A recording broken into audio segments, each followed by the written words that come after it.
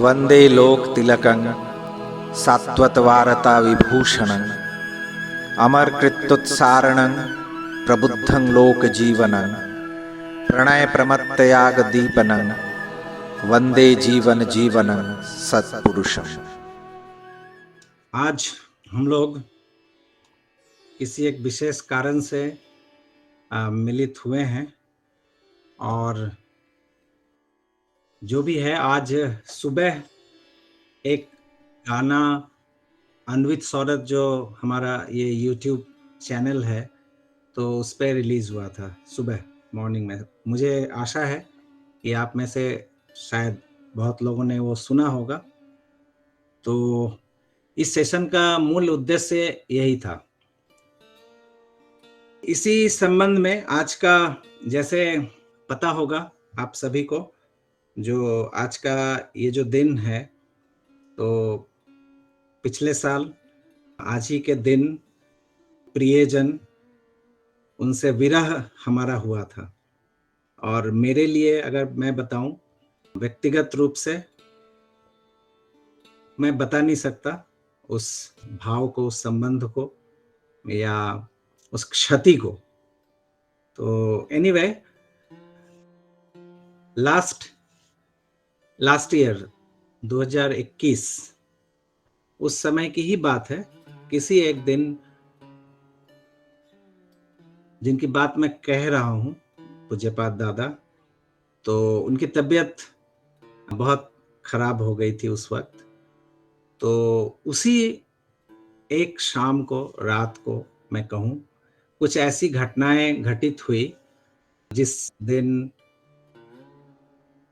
मैं ठीक बता नहीं पा रहा हूं उन सब चीजों को, बट उसी दौरान मैंने कुछ लिखा था और विषय वस्तु कुछ इस तरह से था कि एक व्यक्ति का जो जीवन होता है, तो ये जीवन भी इस संसार में रहते हुए किसी न किसी समय इस शरीर को छोड़ना पड़ता है।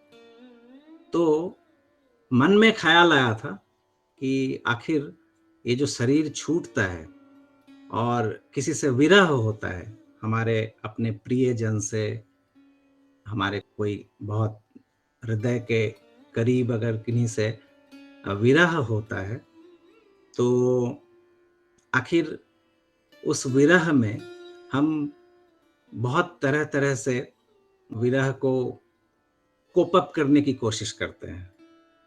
और उसी दौरान बहुत सारी बातें मन में आती हैं कि आखिर ये जीवन एक न एक दिन इस शरीर को छोड़ना ही है।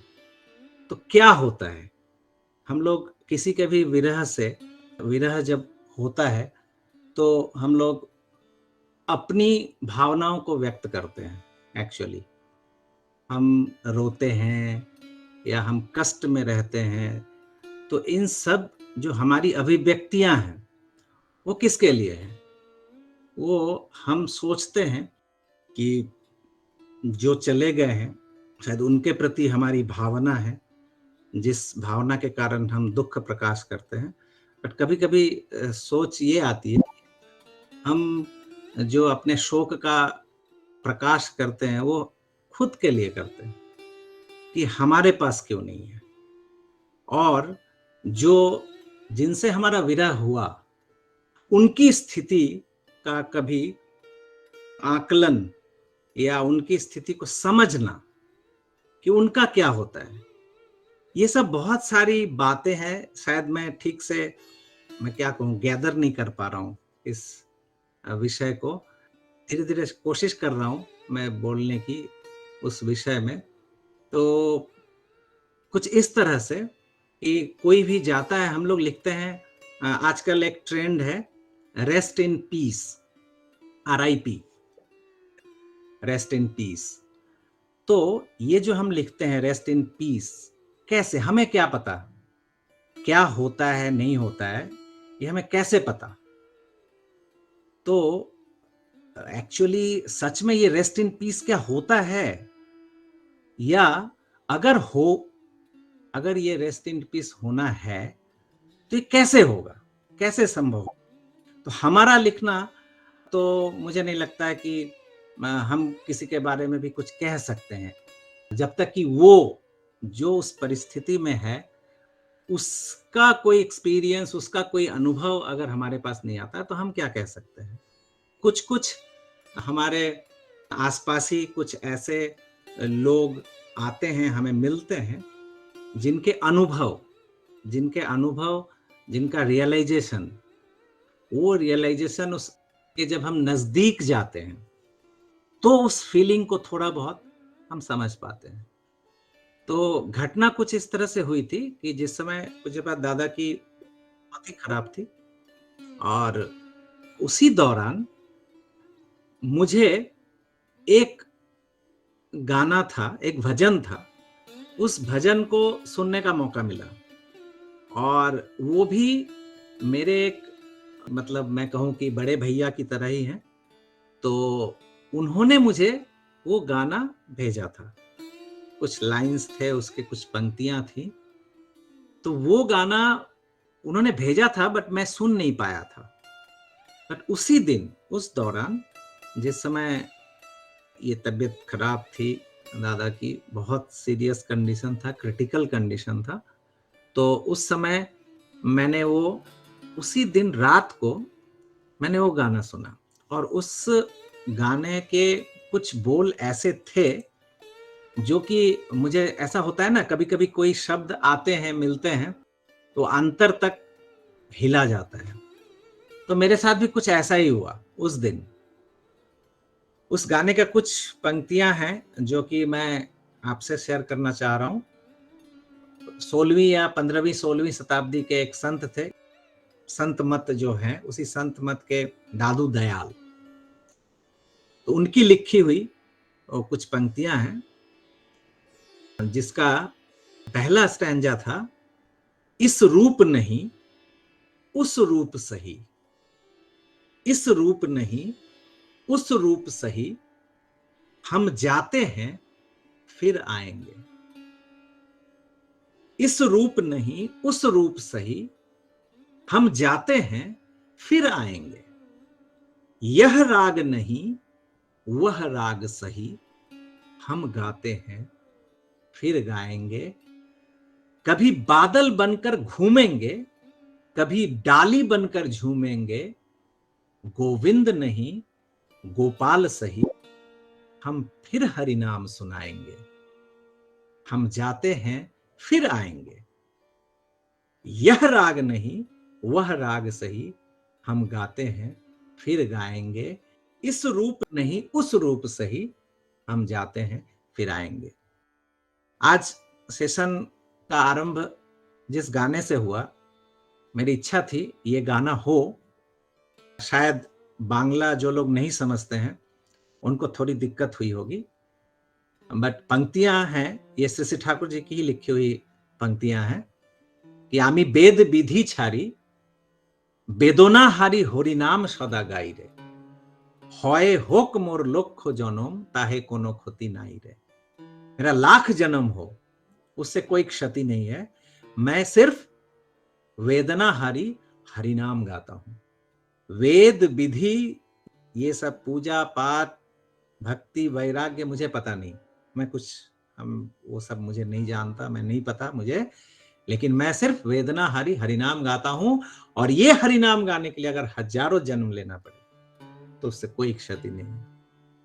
ये पंक्तियां जो हैं कि इस रूप नहीं, उस रूप से ही हम जाते हैं फिर आएंगे।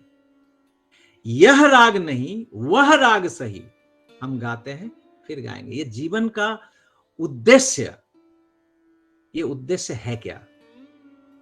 जो मूल विषय था आज का, स्पिरिचुअल कंज्यूमेशन, जो मैंने आज एक टॉपिक सोचा था, जो क्या शब्द दूं, मुझे एक्चुअली शब्द मिल नहीं रहा था कि आज के विषय का मैं क्या शब्द ढूंढूं, तो लगा, इसलिए शायद वो जगह तक अगर पहुंच पाएगा तो पहुंच पाएगा।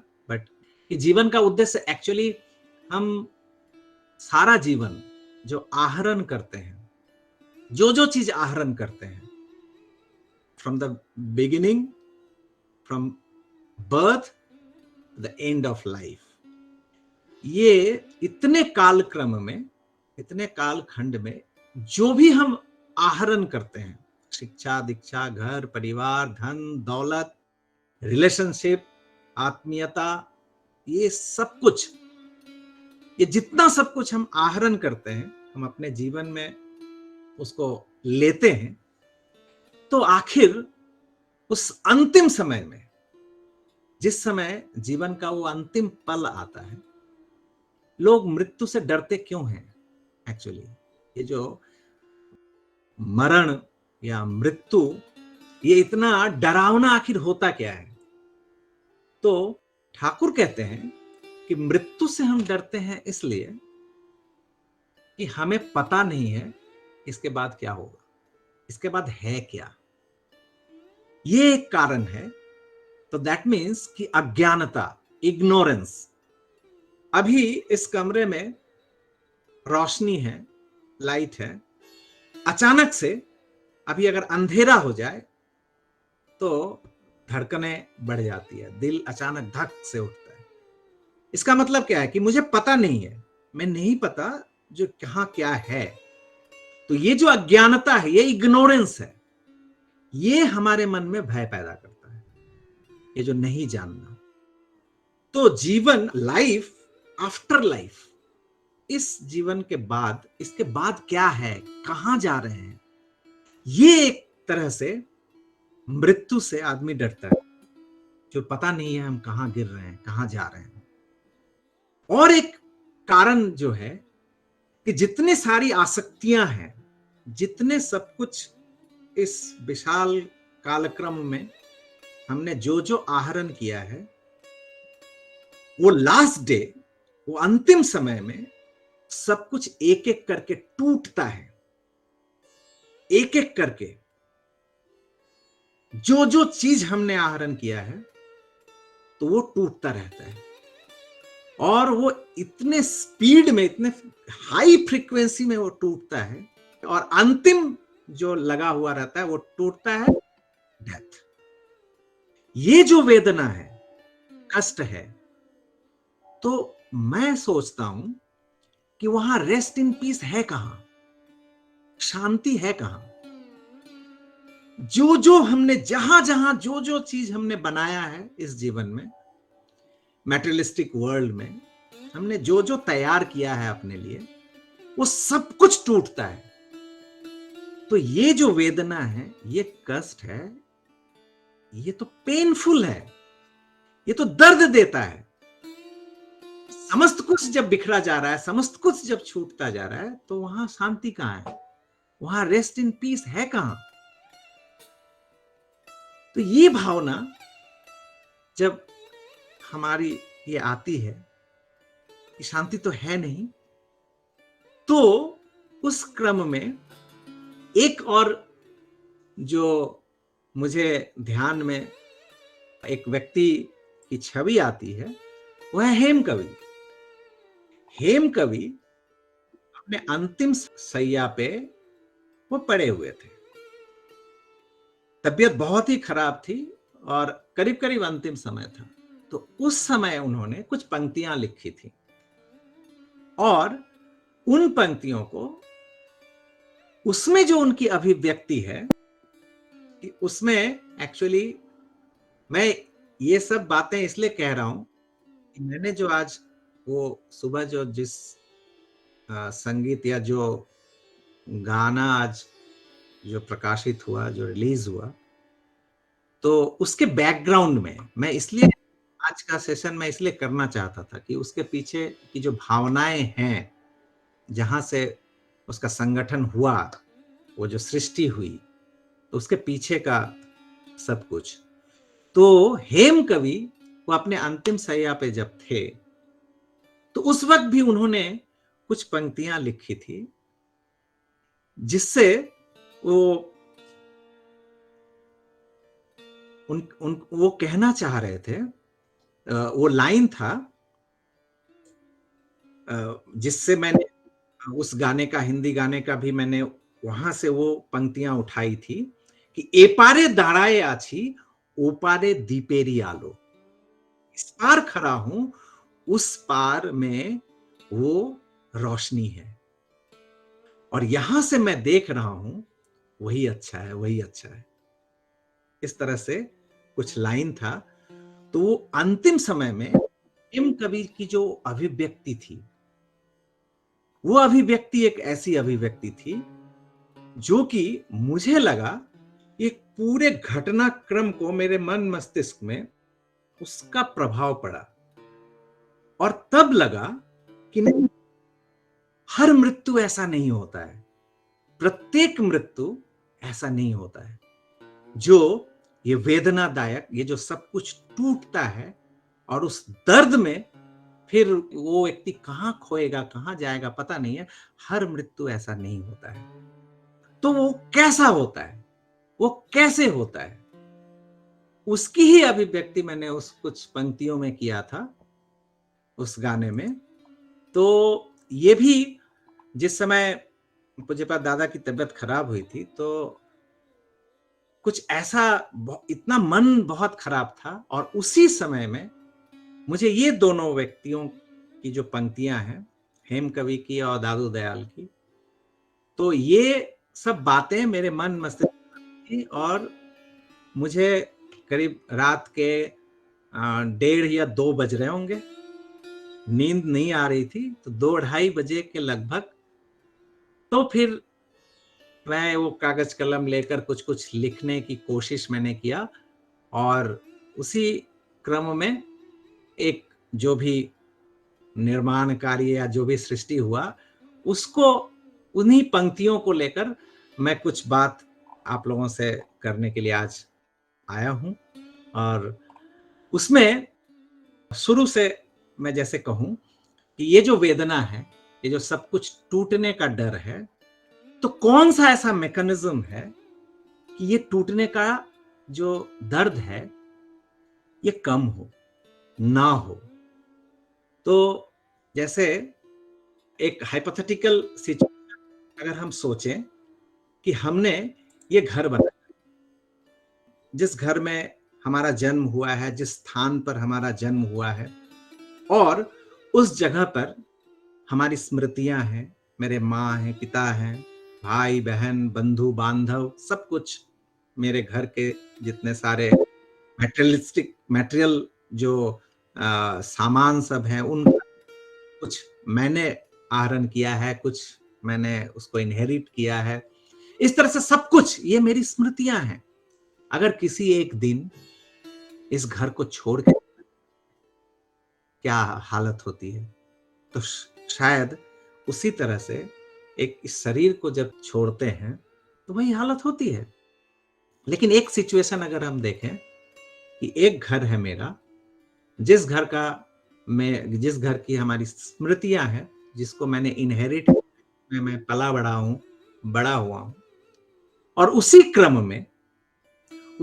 में अपने परिश्रम से, अपने प्यार, स्नेह और ये सब कुछ अपने मन से, हृदय से, अगर मैं एक और घर का निर्माण करता हूं, कहीं और जमीन लेता हूं, वहां पे घर बनाता हूं, उस घर को भी मैं अपनी तरह से उसको वेल फर्निश्ड करता हूं, और किसी एक दिन अगर जिस घर में मैं हूं ऑलरेडी, उस घर को अगर छोड़ना पड़े, छोड़कर उस नए निर्मित जो मेरा घर है उसमें अगर ट्रांजिट होता है, अगर हम जाते हैं, तो ये जो स्मृति है हमारा, इसके टूटने का, इसको छोड़ने का ये वेदना है।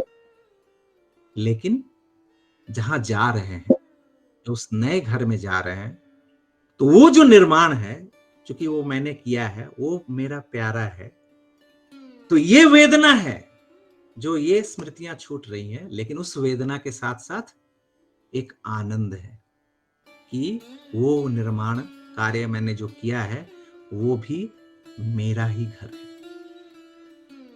तो ये जो मानव जीवन है, ह्यूमन लाइफ है, इसमें हम जो जो निर्माण कार्य करते हैं, जो जो हम आहरण करते हैं अपने लिए, खुद को, स्वयं को सजाते हैं तरह तरह से अपने को घेर लेते हैं उन सब चीजों से।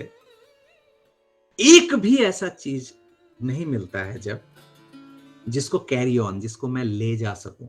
ये जो मेरा ट्रांजिशन जब होगा, ये एक भी अगर ऐसा वस्तु नहीं है जिसको मैं ले जा सकूं, यही है ट्रेजेडी, ट्रेजिक, जिसको कहते हैं डेथ, जिसको कहते हैं मृत्यु, मरण।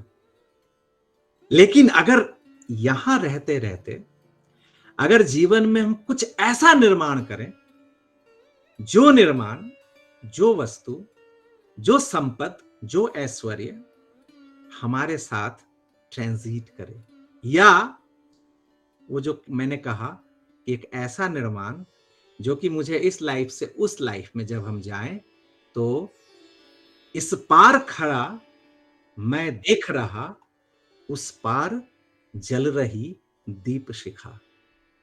जो यहां ये जो अंतिम समय है, एक्चुअली एक और उदाहरण है जो कि ये जो ट्रांजिशन है, ट्रांजिशन पीरियड है ह्यूमन लाइफ का, ये इतना बर्निंग क्यों होता है। इसको हम एक एग्जाम्पल से सोच सकते हैं कि जैसे स्पेसक्राफ्ट, आप सभी जानते हैं, जो बहुत सारे स्पेसक्राफ्ट जो स्पेस में जाते हैं, तो जब ये महाकाश में जब जाता है, जैसे कि एक उदाहरण मैं दूं, डिस्कवरी, कोलंबिया जो स्पेसक्राफ्ट था जिसपे कल्पना चावला हमारे देश की ही थी, वो नासा से, तो वो कोलंबिया जब दुर्घटनाग्रस्त हुआ था, जिसमें सभी जो भी एस्ट्रोनॉट्स थे सबकी मृत्यु हो गई थी। क्यों हुआ था? तो कारण ये था कि स्पेसक्राफ्ट जब स्पेस में जाता है, जब ये धरती से यहां से जब वो जाता है, तो एटमॉस्फेयर से जब वो निकलता है तो ये स्मूथली निकलता है, ये उतना रिस्की नहीं होता है। लेकिन जब वापस स्पेसक्राफ्ट जब ये फिर से धरती पर वापस लौटता है तो ये बहुत टेंटेटिव होता है, बहुत, वो इसलिए कि वो महाशून्य की अवस्था जहां पर है, जहां पर ग्रेविटेशनल फोर्स वैसा नहीं है, एटमॉस्फेयर नहीं है, और उस जगह से हाई वेलोसिटी में, हाई स्पीड में जब वो यान जो है स्पेसक्राफ्ट जब एटमॉस्फेयर में प्रवेश करता है, तो उस एटमॉस्फेरिक वो कंडीशन के कारण जो कॉलिजन होता है, जो घर्षण होता है, उस घर्षण से आग, फायर बॉल बन जाता है पूरा स्पेसक्राफ्ट। और इस कारण से स्पेसक्राफ्ट का निर्माण जो वो फायर प्रूफ मटेरियल से किया जाता है। तो उस केस में जो हुआ था, कोलंबिया के केस में, कि जिस समय थ्रस्ट किया था तो फ्यूल का कुछ फोम जो है वो विंग में एक जगह पे छोटा सा रह गया था, वो स्टिक कर गया था, जिसके कारण कि जब वो वापस स्पेसक्राफ्ट जब वापस धरती पे आ रहा था, तो एटमॉस्फेयर में प्रवेश करने के साथ एक्चुअली 10-15 मिनट्स, आई थिंक, अगर if I am not wrong, तो 10-15 मिनट्स टोटली डिसलिंक्ड हो जाता है, कम्युनिकेशन टोटली कट जाता है वो स्पेस सेंटर से। वो 10-15 मिनट के लिए या 2-4 मिनट के लिए जो भी होगा वो सही। तो इसलिए कि वही घर्षण में, वो कॉलिजन में चारों तरफ से फायर से घिरता है वो यान, और इस कारण से कोई कम्युनिकेशन नहीं हो पाता। फिर जब साधारण नॉर्मल स्थिति में आती है वो सब कुछ, तो फिर कम्युनिकेट कर पाते हैं।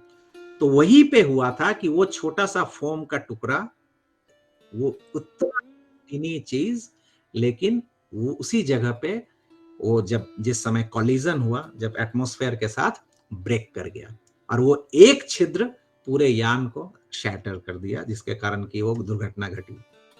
तो ह्यूमन लाइफ में भी जो है ये जो ट्रांजिशन है, इट्स बर्निंग, ये जलन पैदा करता है, ये दर्द पैदा करता है, ये वेदना पैदा करता है। अगर ये ट्रांजिशन स्मूथ ना हो, अगर ये ट्रांजिट जो कर रहे हैं from this life to that life, ये ट्रांजिशन अगर स्मूथ नहीं है, अगर इस तरह से फायर प्रूफ हमारा कुछ कर्म, कुछ अगर हमने नहीं किया है, जहां हम जा रहे हैं, कहां जा रहे हैं, क्या लेके जा रहे हैं, ये जो ठाकुर बार बार कहते हैं स्मृतिवाही चेतना, जो एवर कॉन्शियस मेमोरी, ये मेमोरी कौन सा ऐसा मेमोरी है जो कि हमारे साथ वहन होकर वो निक जाएगी? क्योंकि जितने सारे हमने आसक्तियां पैदा किए हैं, वो समस्त मेमोरी सब कुछ टूट जाएगा, सब कुछ रह जाएगा। तो ऐसा कोई प्रोमिनेंट हमारे जीवन में कुछ है क्या जो कि जाएगा उस जीवन में, उस लाइफ में?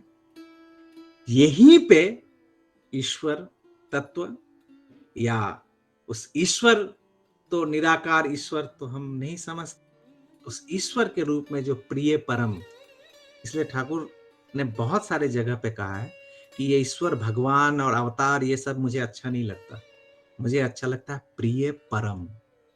ये प्रिय परम शब्द जो ठाकुर ने व्यवहार किया, beloved the supreme, supreme beloved, जो मेरे जीवन में मैंने जो जो प्रिय करके, अपना कह के, जिससे जिससे मैंने प्यार किया है, जो जो मैंने अपना स्नेह, अपना समस्त कुछ देकर, जो उन समस्त कुछ में सुप्रीम, सबसे अधिक प्रिय कोई एक ऑब्जेक्ट है। और वो ऐसा ऑब्जेक्ट ऑफ लव है जो कि from the beginning of my life to the end, और उसके बाद भी एटर्निटी में अगर कुछ है तो वो रहे मेरा प्रिय। तो ये वो जो ऑब्जेक्ट ऑफ लव है, तो वो अगर किसी के जीवन में होता है, तो मैं वही कह रहा था कि ये जो अपनों से जो विरह की स्थिति थी उस वक्त, मेरे मन की जो भी स्थिति रही होगी, तो फिर ये उस वेदना से मुझे मोक्ष मिला उस दिन को जब मैं ये लिख पाया। तो एक्चुअली उस दर्द से, उस वेदना से यही मेरा मोक्ष था उस समय, कि जिनसे विरह हो रहा है तो उनका जीवन, वो ईश्वर कोटि जीवन कैसा हो सकता है, और इसको हम जनरलाइज मैं कह सकता हूं कि एक आइडियल की तरह, एक आदर्श की तरह हमारे, आपके और सभी के जीवन में हम उस आदर्श को ले सकते हैं कि नहीं, ये बहुत बड़ी बात है। तो मैंने लिखा था कि इस पार खड़ा मैं देख रहा, उस पार जल रही दीप शिखा।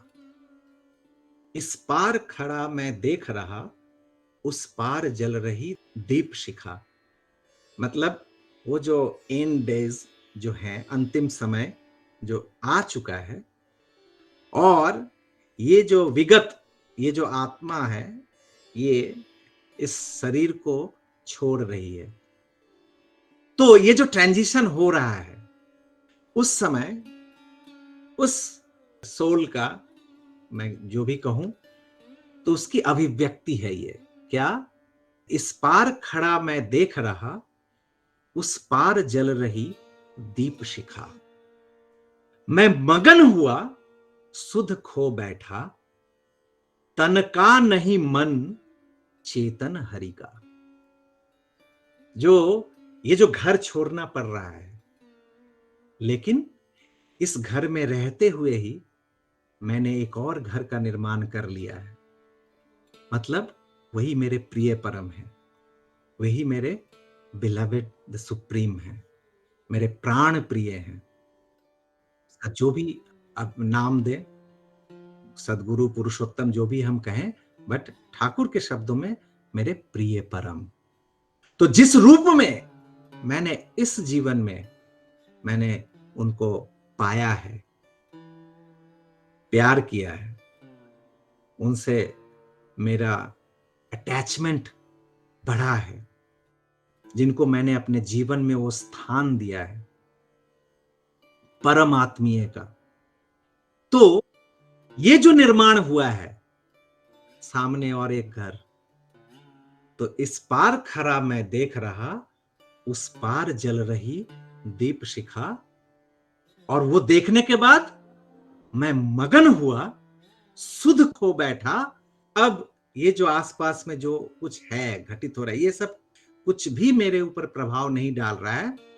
मैं मगन हुआ, सुध खो बैठा, तन का नहीं मन, चेतन हरि का। अब ये जो मन है, अब इस तन पे नहीं है, उस चैतन्य हरि में अब उस परम चेतना में अब वो मगन हो रहा है। ये शरीर धीरे धीरे धीरे शरीर के प्रति जो अटैचमेंट है वो अब छूट रहा है। आगे कहते हैं कि इस पार निकेतन में कैसी हलचल है किसके जाने की। अंतिम सैया है, सब रो रहे हैं, आसपास आत्मीय परिजन बंधु बांधव सब दर्द में करा रहे हैं, और वो जो परा हुआ है वो क्या, तो सुध खो बैठा। मैं मगन हुआ सुध खो बैठा, तन का नहीं मन चेतन हरि का, इस पार खड़ा मैं देख रहा उस पार जल रही दीप शिखा। लेकिन आसपास क्या हो रहा है, तो इस पार निकेतन में कैसी हलचल है किसके जाने की। ये कौन चल रहा है, सब रो रहे हैं। कौन बाट निहारे पथ देखे उस पार किसी के आने की। तो इस पार से कोई जा रहा है, इसके कारण यहां हलचल है, और उस पार कोई है जो कि इंतजार कर रहा है कि कोई आ रहा है। यहां हलचल है, कोई जा रहा है, और वहां वो प्रिय परम है जो कि इंतजार कर रहे हैं, ये आ रहा है। तो इस पार निकेतन में कैसी हलचल है किसके जाने की, कौन बाट निहारे पथ देखे उस पार किसी के आने की। आज दर्द उसी का फिर जागे, तोड़े बंधन के सब धागे।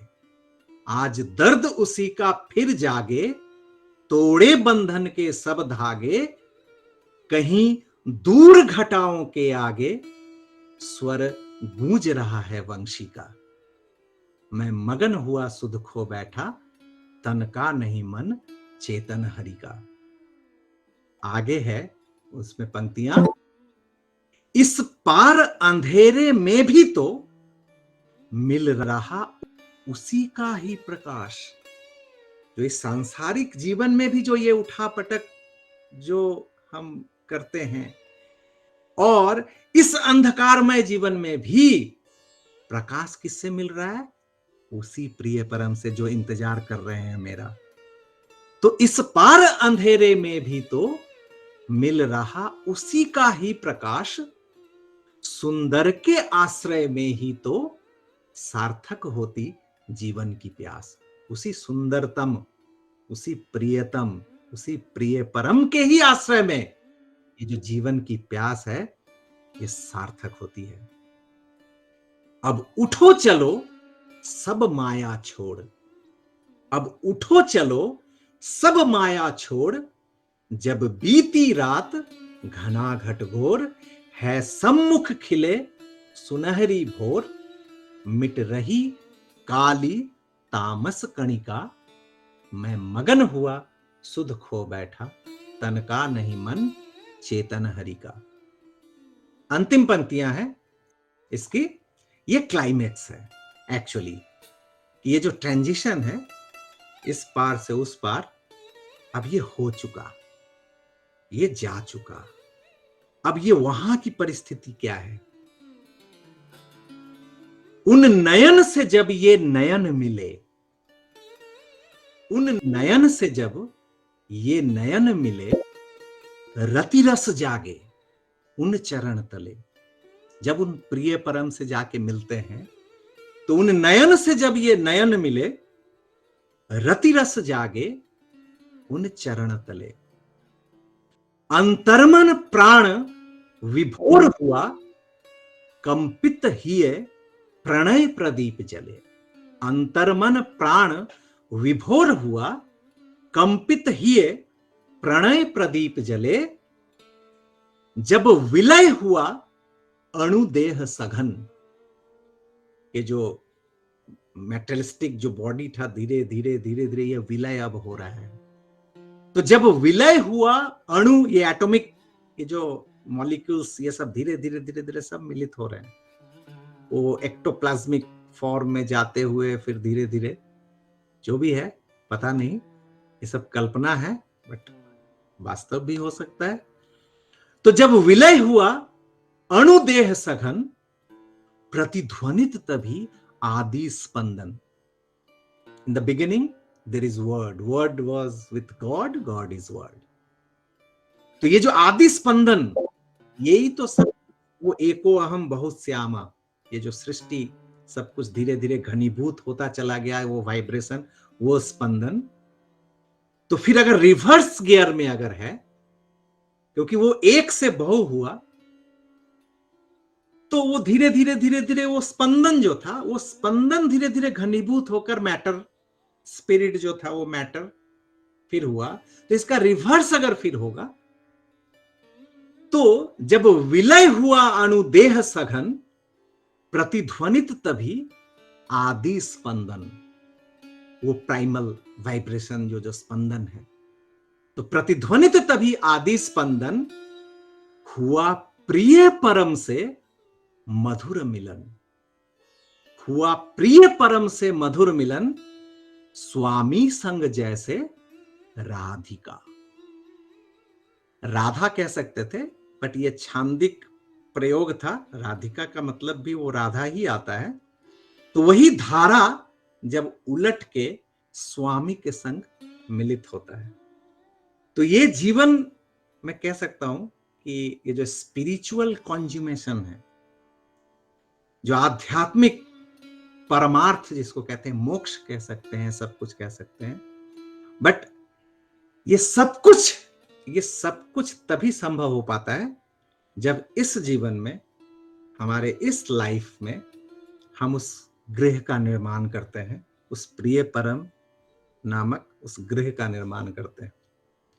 तो ये एक थॉट, एक सोच थी, जो सोच शायद उस रात को मेरे उस दर्द को, या कहूं मेरे उस जो वेदना थी, उसको प्रशमित करने में बहुत कुछ मुझे हेल्प किया था, इस भावना। तो मैं चाह रहा था कि इसका सुर हो, संगीत हो, ताकि इसको छांदिक रूप से भी, सुर लय में भी इसको सुनने का मौका मिले। तो इन सब के बाद मेरा मन बहुत था कि ये जो पंक्तियां हैं, जिस कारण से इसके पीछे बैक ऑफ द माइंड जो भी मेरी अभिव्यक्ति थी, मेरा मन था, तो आप लोगों से शेयर करूं। यही बात है।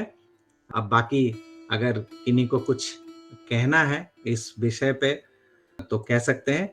मेरी बात इतनी भर थी, और आगे अगर कोई कुछ कहना चाहते हैं तो कह सकते हैं। हम लोग अंत में हमारे साथ स्वरूपदा हैं, यद्यपि यूट्यूब पे वो तो रिलीज हो चुका है, वो संगीत, वो पंक्तियां, वो गाना, लेकिन आज इस सेशन के अंत में हमारे बीच जिन्होंने उस गाया है उस गाने को, वो भी उपस्थित हैं। तो हम लोग अंत में उनके मुख से आज लाइव भी सुनेंगे उस गाने को। तो एनीवे, और अगर कोई कुछ बोलना चाहते हैं, एक बात है ना, बांग्ला में है, जेखानेई देखिबे छाई उड़ाइया देखियो ताई, पाइलो पाइते पारो अमूल्य रतन। तो अमूल्य रतन हम लोगों के लिए और क्या है? हम सभी के लिए तो प्रिय परम को छोड़ के और कुछ भी नहीं है, अमूल्य रतन वही है।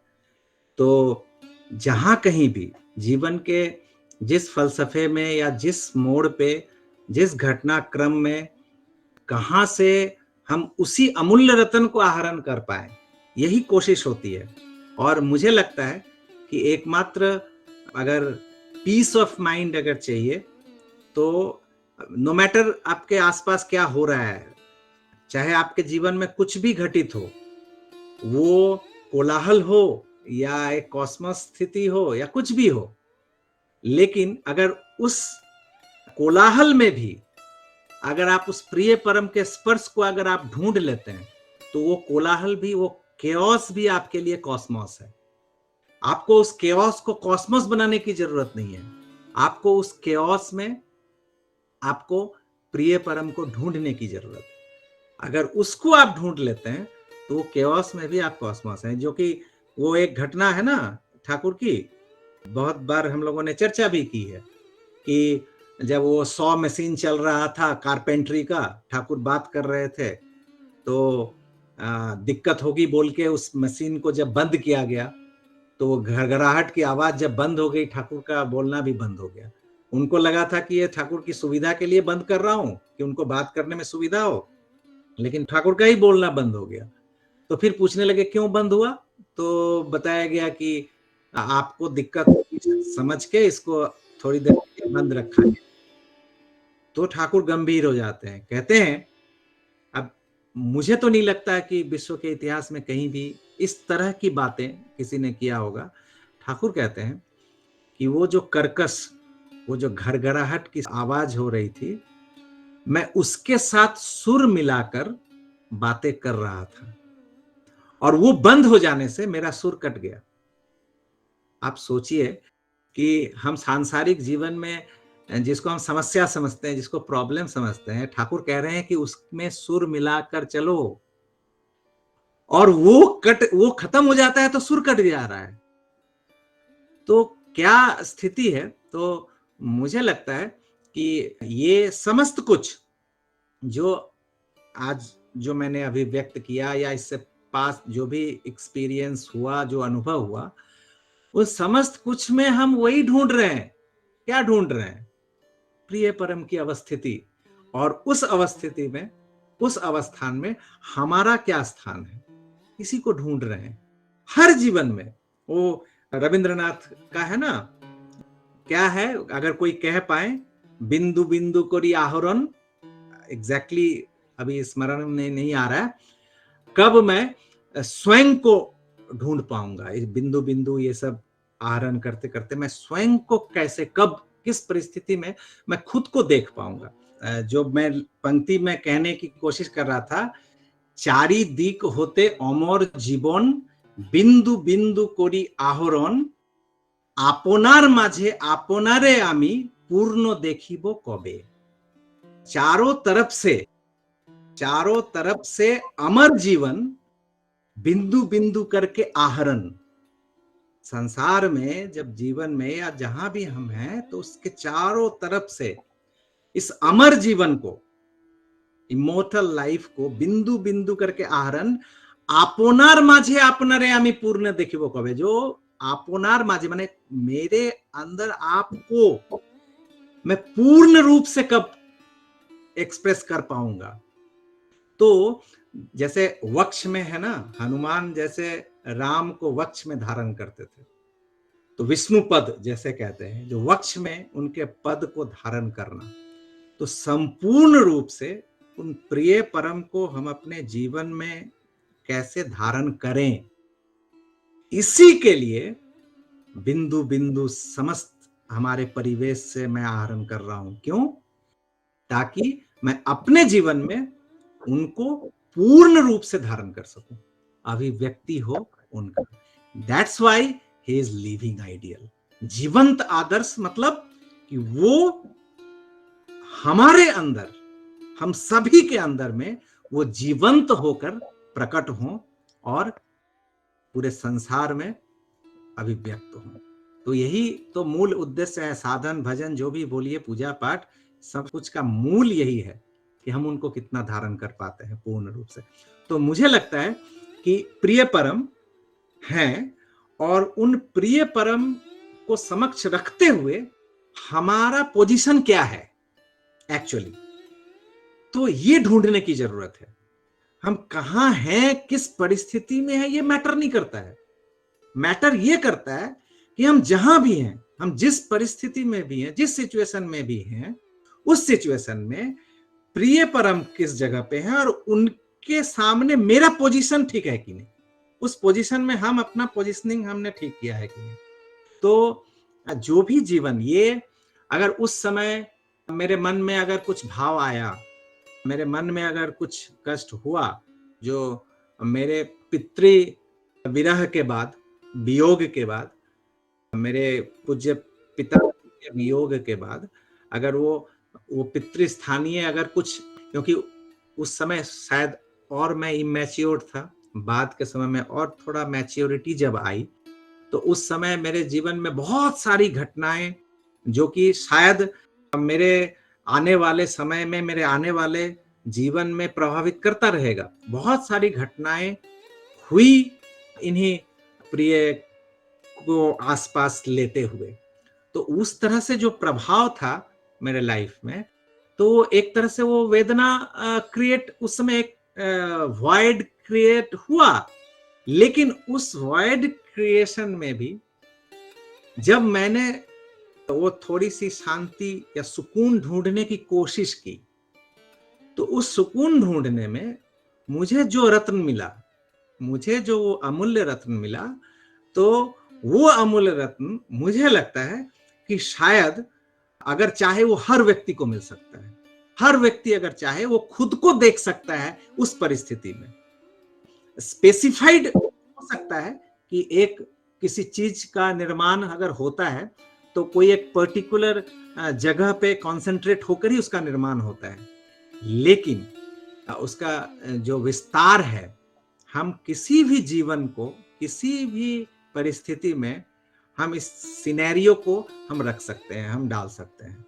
और मुझे लगता है तभी सार्थक है हमारा ये सब आयोजन, ये जो भी हम कर रहे हैं, कि इसको, ये प्रेजिंग या जो भी है, वो अगर उसको हम अपने जीवन में अगर उसको हम ला सकते हैं तो दैट विल बी मीनिंगफुल, सार्थक रहेगा सब कुछ। मैं डर रहा था इसी बात को, मैं चाह रहा था कि यहीं पे कंक्लूड हो, लेकिन अभी शिवम ने जो बात उठाई है, मैं इसी बात से डर रहा था, क्योंकि ये फिर एक टॉपिक कहाँ ले जाएगा और इसमें इतनी सारी बातें हैं। बट अगर हम कॉन्साइज वे पे अगर कहना चाहें तो ठाकुर कहते थे death is a curable disease, जो मृत्यु एक ऐसा है जो कि क्यूरेबल है। तो अगर फिजिकल फॉर्म में देखें तो फिजिकल फॉर्म में भी इसको हम एक्सटेंड कर सकते हैं बहुत बहुत। अगर जो नीति विधि है, जो आचार आचरण है, सदाचार है, उसको अगर हम मेंटेन करें, और उस मेंटेन के साथ साथ और एक बात है, जो कंटिन्यूटी ऑफ लाइफ जो है, ये ठाकुर जो कहते हैं स्मृतिवाही चेतना, ये कंटिन्यूटी ऑफ लाइफ, तो मैं आज जो मैं हूं वो आज मैं नहीं हूं, ये मेरा पिछला बहुत सारे जन्मों का, बहुत सारे जन्मों का प्रतिफल आज मैं हूं, और इसके बाद भी और यही इवॉल्व होता चला जाएगा। और जो मैं हूं वो मेरे आने से पहले मेरे पिता, प्रपितामह या और उसके पूर्वज जो पूर्व पुरुष हैं, उन सब की जीवन धारा, ये जो कंटिन्यूटी है, ये कंटिन्यूटी जब कटता है ना, दैट इज कॉल्ड डेथ। और इस कंटिन्यूटी को अगर हम मेंटेन करने वाला कोई मैकेनिज्म अगर हम बना लें, तो फिर डेथ को हम ओवरकम कर सकते हैं। तो वही मां अमृयस्व मां जही कहते हैं, तो मृत्युम अवलोपय, वो अवलुप्त हम कर सकते हैं। ये जो कंटिन्यूटी ऑफ मेमोरी है, क्योंकि शरीर तो एक अवस्थान है जो इसको आधार करके हमने अभिव्यक्ति दी है। जैसे माइक होता है ना, तो बोल कौन रहा है? बोल मैं रहा हूं, लेकिन वहां जो जिसको कहते हैं वो स्पीकर, वो स्पीकर से आवाज निकल रही है। तो अगर मैं छुपा हूं तो लोगों को लगेगा कि वो स्पीकर ही बोल रहा है, लेकिन वो स्पीकर नहीं बोल रहा है, वो मैं बोल रहा हूं, और मेरी आवाज को वो अभिव्यक्त कर रहा है, वो एक्सप्रेस कर रहा है, वो एक माध्यम है। तो उसी तरह से अगर हम देखें तो ये शरीर क्या है, तो ये शरीर भी हमारा जो सेल्फ है, वो अगर और सुपर सेल्फ की बात करें तो वो सेल्फ को एक्सप्रेस करने का इस धरती पर ये एक माध्यम है। हो सकता है कि इसी सेल्फ को एक्सप्रेस करने का किसी और धरती पर, किसी और एटमॉस्फेयर में, किसी और वायुमंडल या किसी और परिप्रेक्ष्य में एक्सप्रेस करने के लिए शायद दूसरा कोई आधार लगे। तो वहां पर हो सकता है कि ये इस तरह का फिजिकल फॉर्म नहीं आ सकेगा, लेकिन जो मैं यहां पर हूं, जो मेरा सेल्फ है, वही सेल्फ वहां भी किसी और आधार में वो एक्सप्रेस हो रहा है। ये थॉट प्रोसेस को अगर हम समझने की कोशिश करें तो फिर हमें लगेगा कि हाँ, एक कपड़ा उतारने की तरह हम शरीर उतार कर फिर आगे निकल सकते हैं। बट एनीवे, इन सब की सोच मुझे लगता है कि ग्रॉस लेवल पे हम जब, फिर ये बात भी मैं कह रहा हूं ग्रॉस, बट एक एक जगह पे एक एक चीज ग्रॉस है, फिर दूसरा चीज फाइनर होता चला जाता है, फिर इस ग्रॉस से नीचे वाला ग्रॉसर जो है उससे ये फाइनर है। तो ग्रॉस फाइनर भी वो अवस्था सापेक्ष है। तो लेकिन मेरा ये कहना है कि ये जो जीवन है, इस जीवन में हमारा जो छोटा छोटा छोटा छोटा जो कर्म सब है, सुबह उठना, सुबह उठने के बाद हम जो जो कर्म करते हैं, उन सभी कर्मों में दुकान जाते हैं, स्कूल जाते हैं, पढ़ाई करते हैं, खेती बाड़ी करते हैं, बिजनेस करते हैं, खेलते हैं, मार्केटिंग करते हैं, बहुत खाना बनाते हैं, सब कुछ करते हैं। ये समस्त क्रम में कोई ऐसा कॉमन फैक्टर है क्या जो कि हर में है, हर चीज में है? ये ढूंढना है कि मेरा हर एक कर्म यही स्मृतिवाही चेतना को कायम रखेगा कि 24 आवर्स 365 डेज मेरा प्रत्येक क्षण, प्रत्येक सेकंड, प्रत्येक मिनट, प्रत्येक घंटा, हर पल, हर काम में कोई एक ऐसा कोई ऑब्जेक्टिव है कॉमन, जो कि शुरुआत से from the very beginning the end, and या एंड मैं ना कहूं, या बिगिनिंग भी मैं क्या बोलूं, अगर कंटिन्यूटी है तो फिर इसको बिगिनिंग भी नहीं कह सकता, इसको एंड भी नहीं कह सकता। बट एनीवे, जो समझ में आ रहा है, जो हम ग्रैस्प कर पा रहे हैं, उसमें समस्त कर्म में वो प्रिय परम अभिव्यक्त हो रहे हैं कि नहीं मेरे मन मस्तिष्क में। वो अजपा नाम जो कहते हैं, ये अजपा नाम का जो प्रैक्टिस कर रहे हैं, तो अजपा, और हम इसको कह सकते हैं कि असोचा या सोच, ये सोचना ना पड़े, जो उनके बारे में मुझे सोचना ना पड़े, वो ऑटोमेटिकली उस सोच में ही कैरी ऑन हो रहे हैं हर कर्म में वो। तो मुझे लगता है कि वो स्थिति जो है, खाना पीना, एक एक कौर जब उठाते हैं, उस कौर उठाने में भी, वो खाने में भी, वो प्रत्येक अन्न में भी अगर मन उन पे लगा है, तो ये स्थिति हमको धीरे धीरे धीरे वो मृत्यु मलोपय की ओर ले जा सकता है। उस स्मृतिवाही चेतना एकमात्र उपाय है, ये मेमोरी को कैरी ऑन करना, यही एकमात्र उपाय है डेथ को ओवरकम करना। और तब ये जो ट्रांजिशन की बात जो मैं कह रहा था कि this life, from this life to after life, अगर ये ट्रांजिट अगर स्मूथ करना है, वेदना मुक्त अगर करना है, तो इसको छोड़ के और कोई उपाय नहीं। तो यही बात है। मैं एक बात बोलूं, मैं खुद ढूंढ रहा हूं, मैं खुद जैसे कहते हैं ना कि मुझे खुद ही एक स्थान चाहिए, एक जगह चाहिए अभिव्यक्त होने का।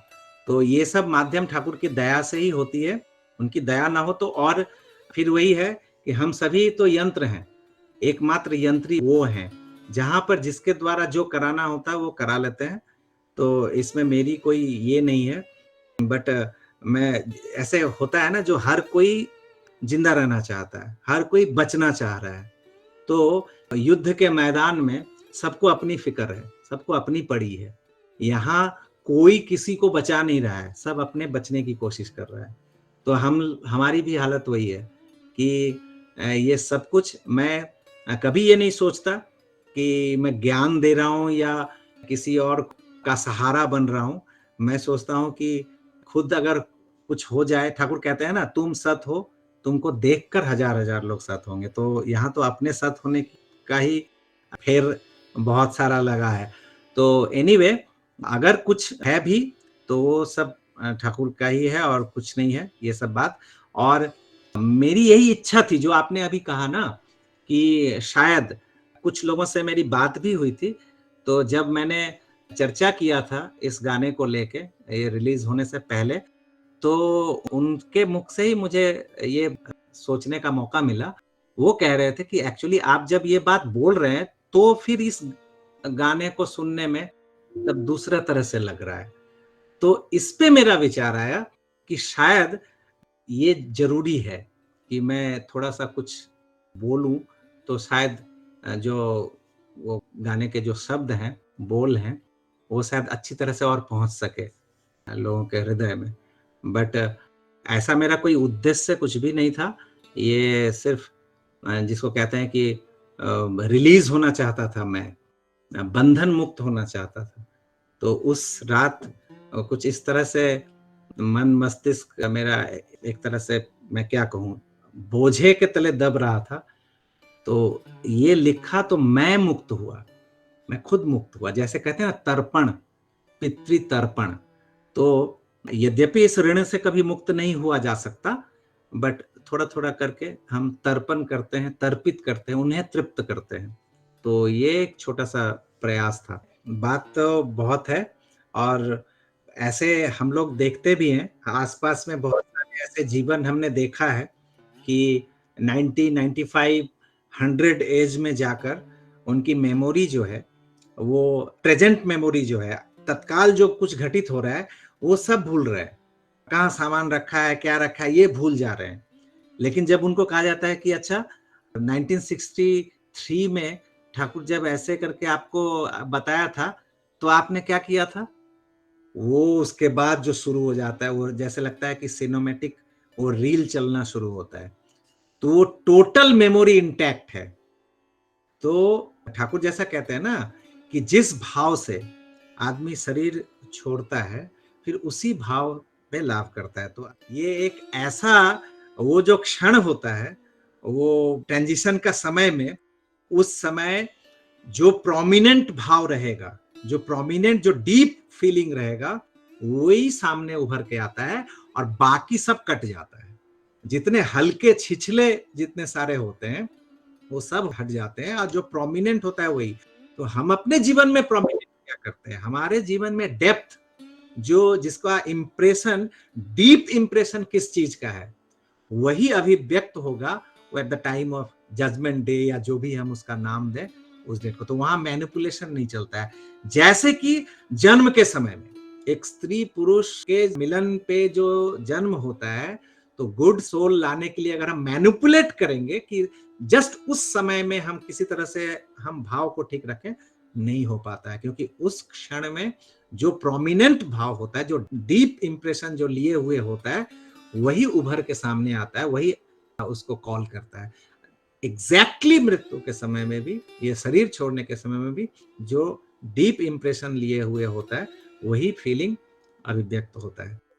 इस सभी को मेरा प्रणाम और जय गुरु। एक्चुअली ये जो ऊंचाई काम मैं ऐसे सोच रहा हूँ, ये काम नहीं, ये मेरा अंतर, जैसे ये जो लिखा दादा धीतिमान सिंह दा जो लिख कर मुझे बोला, दया करके मुझे बोला ये गाना गाने के लिए, हम जब पढ़ा इस लाइन को एक एक करके और दादा ने समझाया एक एक करके, ये तो दादा किसी को नहीं बोल रहा है, अभी मैं बोल रहा हूँ। धीतिमान सिंह दा एक एक लाइन मुझे पढ़कर इसका मीनिंग, मतलब बंगाली में जिसको माने कहते हैं, मीनिंग एक एक लाइन में उन्होंने मुझे बोला और समझाने की कोशिश किया। मैं सोच रहा है कि मैं कैसे गाऊंगा, इतना बढ़िया जो वर्ड है इस यहाँ पे, मैं क्या करूं, मैं कैसे गाऊं। ये बहुत दिन ये गाने को मैं स्टडी किया, बहुत दिन स्टडी किया और स्टडी करके करके करके करके जो ठाकुर जी ने जो दया किया ऐसे आज हुआ। और दादा ने बहुत सपोर्ट भी किया ये गाने के लिए। और उस दिन जब रिकॉर्डिंग हुआ था, उस दिन मैं परम पूज्यपाद श्री दादा का जो उसका याद मेरे माथा में मैं लिया। और इतना टफ था ये गाना, तो आप तो समझ रहे हैं। धीरे धीरे ठाकुर जी ने मुझे ऐसे जगह पर पहुंच दिया और मुझे बहुत खुशी है कि ये गाना मुझे मिला। थैंक यू दादा।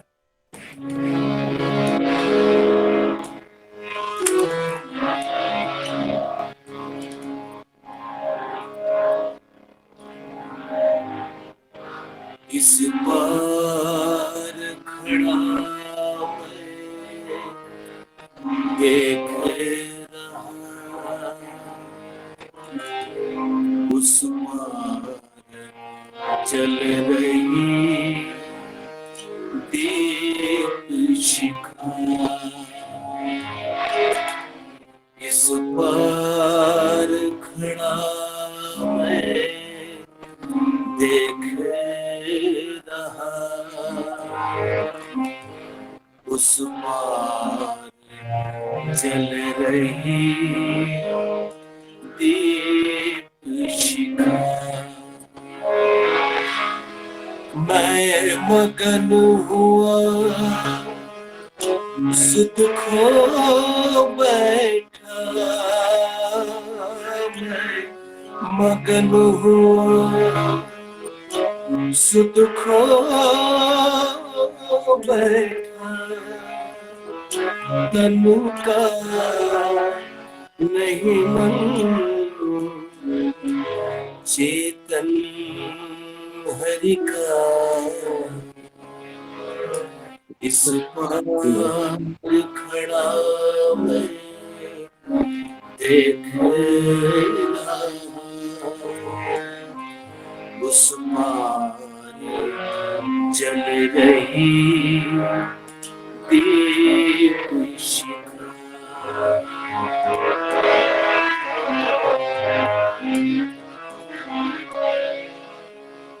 इस पार निकेतन में कैसी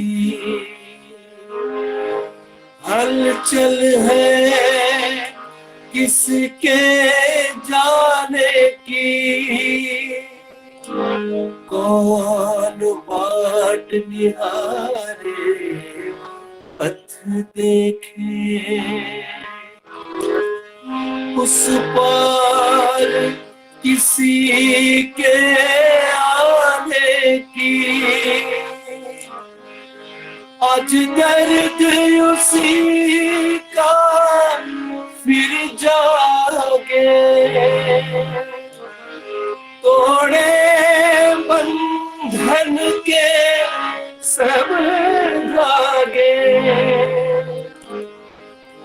कहीं दूर घटा के स्वर गूंज रहा है वंशिका, मैं मगन हुआ सुध खो बैठा, मैं मगन हुआ सुध खो बैठा, तनु का नहीं मन चेतन हरि का, इस बार खड़ा देख रहा, उस पार जल रही दीप शिखा।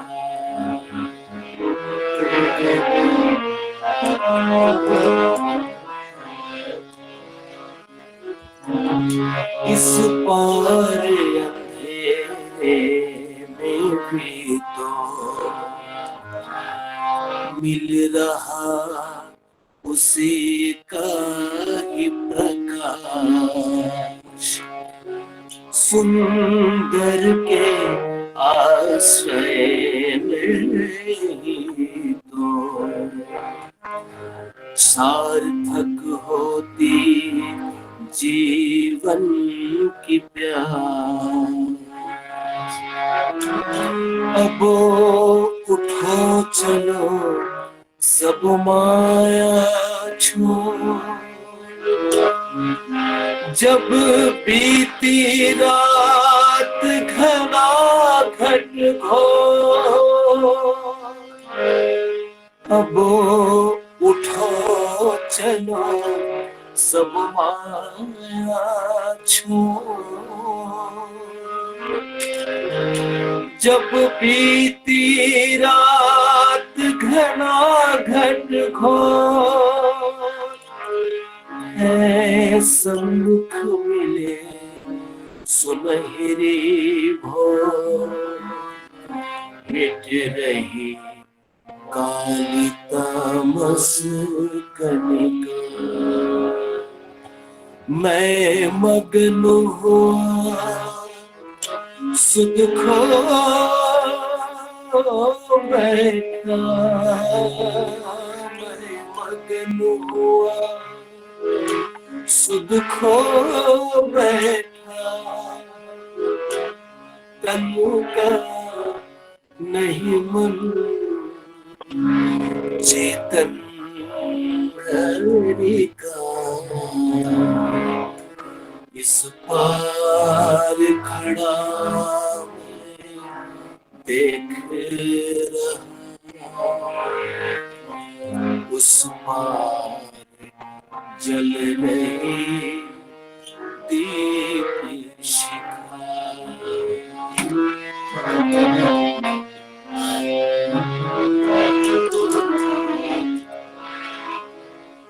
उन नयनों में जब ये नयन मिले,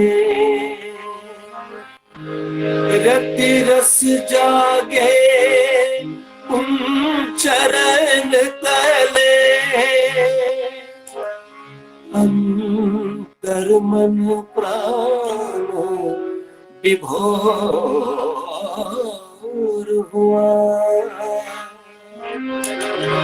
कंपित ही ये प्रणय प्रदीप जले, जब विलय हुआ अनुदेह सघन, प्रतिध्वनित तभी आदेश स्पंदन, हुआ प्रिय परम से मधुर मिलन, स्वामी संग जैसे राधिका। मैं मगन हुआ सुध खो बैठा, मैं मगन हुआ सुध खो बैठा, तनु का नहीं मन चेतन हरि का, इस पार खड़ा मैं देख रहा, उस पार जल रही दीप शिखा, इस पार खड़ा मैं देख रहा, उस पार जल रही